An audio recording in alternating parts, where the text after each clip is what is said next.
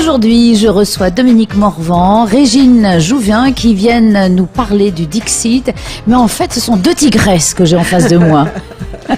Bonjour Martine. Bonjour Régine. Bonjour Martine. Alors, qu'est-ce que vous allez nous sortir des griffes pour nous dire combien ce Dixit est important cette année? Alors déjà, on se voit qu'une seule fois par an quand on sort le Dixit, donc c'est quand même un moment important. Hein. Qu'est-ce qu'il a de plus ce Dixit? Eh bien, il a des articles d'une grande importance parce que on dit tous qu'on est à un moment clé de notre économie, un moment de changement, et une bonne partie des articles vont dans ce sens. Et ça n'a pas forcément été calculé, c'est que chaque journaliste qui faisait ses propositions d'articles faisait des propositions qui allaient dans le sens du changement, aussi bien au niveau numérique, énergétique, avec la transition énergétique, et côté management, Régine nous a proposé un article, c'était carrément le changement. Par exemple, Régine? En fait, j'ai beaucoup travaillé avec les entreprises cette année qui s'inscrivent dans des projets d'entreprise. C'est leur feuille de route en quelque sorte, mais une feuille de route sur 3, 4 ou voire 5 ans. Et en fait, l'entreprise est fédérée autour de ce projet qui est composé de multiples aspects.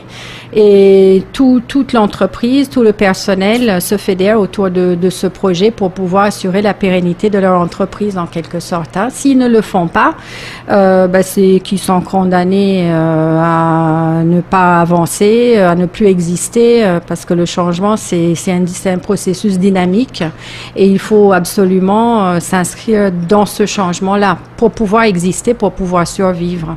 Donc, est-ce que tu avais senti les prémices déjà ou c'est venu comme ça? Alors non, c'est pas venu comme ça, c'est parce que à l'origine, en fait, les entreprises ou les employés se disent, mon Dieu, il faut qu'on fasse plus avec moi, on nous en demande de plus en plus, les personnes partent, ils ne sont pas remplacés, on doit assurer derrière.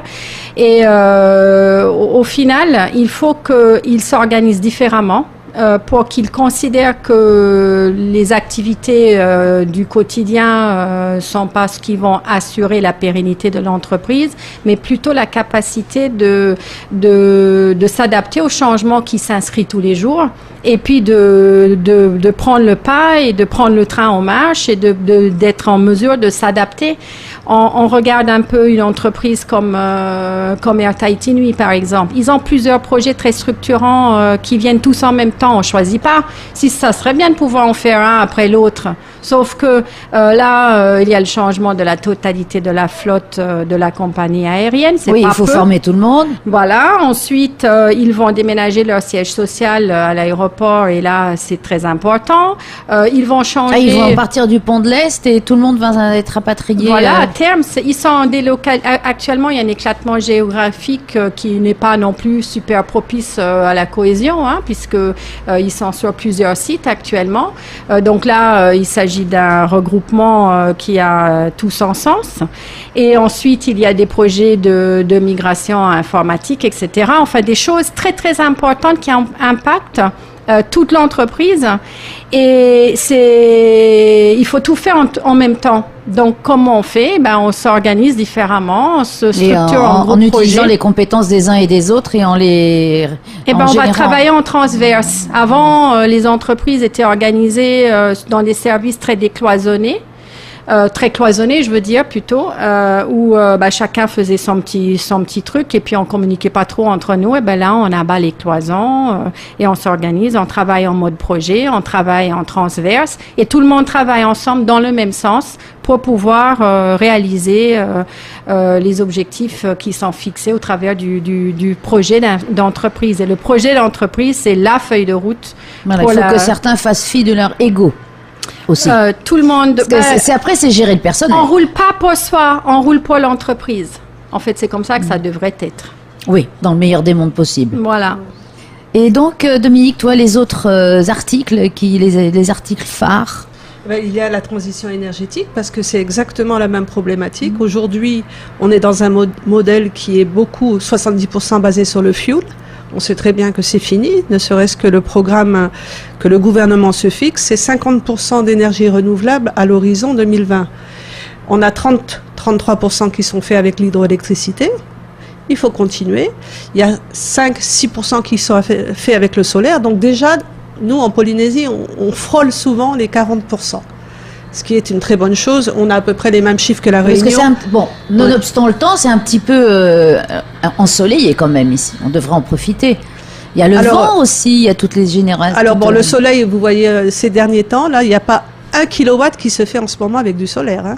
Donc on peut aussi coupler avec le vent, parce qu'il y a toujours du vent. Alors, ce sont des énergies qui sont extrêmement instables. Le vent, par exemple, va très bien fonctionner en Californie, ou dans des plaines comme en Normandie, où vous voyez plein d'éoliennes. Ici, le vent, il est tournant en permanence.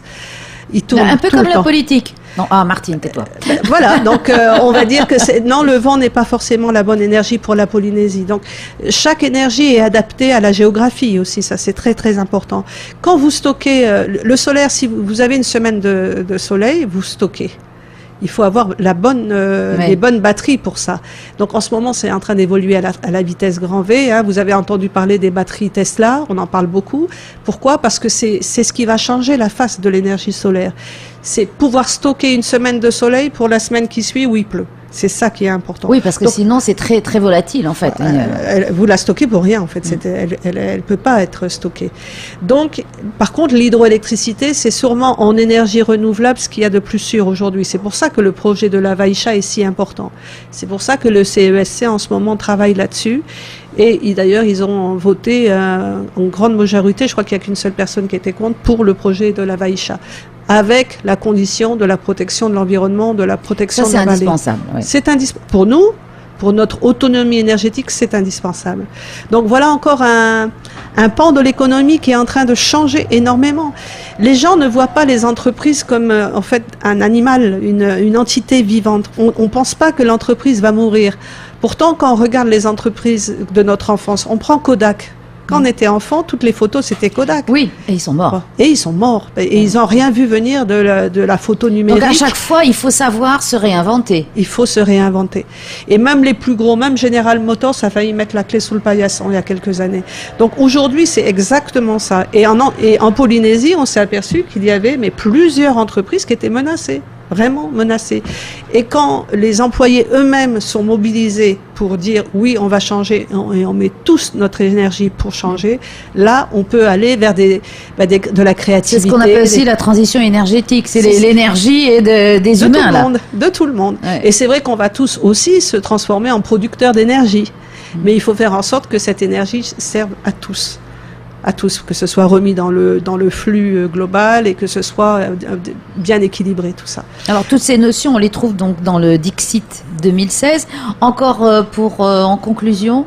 Alors, il y avait un autre secteur qui était très, très important et en pleine mutation, c'est le numérique, bien sûr. C'est aussi la capacité à transformer la Polynésie pour qu'elle fasse une économie numérique. Ça veut dire qu'on ait plus de finalement, il n'y a pas besoin de place. Elle est bien placée, la Polynésie, bien au centre sûr. du Pacifique. Elle peut être un hub, comme on dit, c'est-à-dire à partir du moment où on a de la capacité, de la puissance, qu'on peut télécharger, qu'on peut envoyer des choses de grande puissance. Ça veut dire qu'il faut ouvrir le tuyau, ce fameux... tuyau, comme on dit, hein, celui qui est à 1%. Il marche beaucoup bien quand il pleut d'ailleurs, c'est très bizarre, ça doit mouiller les trucs. Parce que c'est pas que le tuyau, c'est aussi les satellites. Mais bien sûr. On passe beaucoup sur satellites et les satellites, ils sont très perturbés quand il fait mauvais. Il faut ouvrir le tuyau, mais ça aussi, le gouvernement l'a compris puisqu'ils ont signé on est en fin de concurrence puisque là, il n'y aura plus que Mana. Déjà, il y a Viti qui est rentré en ligne. Dans la téléphonie, il y a eu Vodafone, d'autres sociétés. Et il y a un opérateur qui va rentrer dans la course aussi. Donc c'est fini, ce monopole. Et il faut puisque pour la survie de l'économie, il faut casser ces monopoles. Donc c'est tout ce message-là de changement qui peut être inquiétant quand on est juste un petit citoyen. Non, le changement fait peur de toute façon, oui, mais à partir du moment où on sait que ça va être productif. Voilà, et à terme, le but, c'est que chacun trouve sa place, que tous les jeunes trouvent un emploi, et dans ces domaines, que ce soit l'énergie, la nouvelle énergie, que ce soit le numérique, que ce soit la production audiovisuelle, tous ces métiers, il y a du travail. En plus, ce sont des métiers qui plaisent beaucoup aux jeunes polynésiens, parce qu'il y a tout un côté créatif et technique qui plaît beaucoup. Je peux en parler parce que j'enseigne. Hein. Et voilà, donc il y a des possibilités, il y a des voies.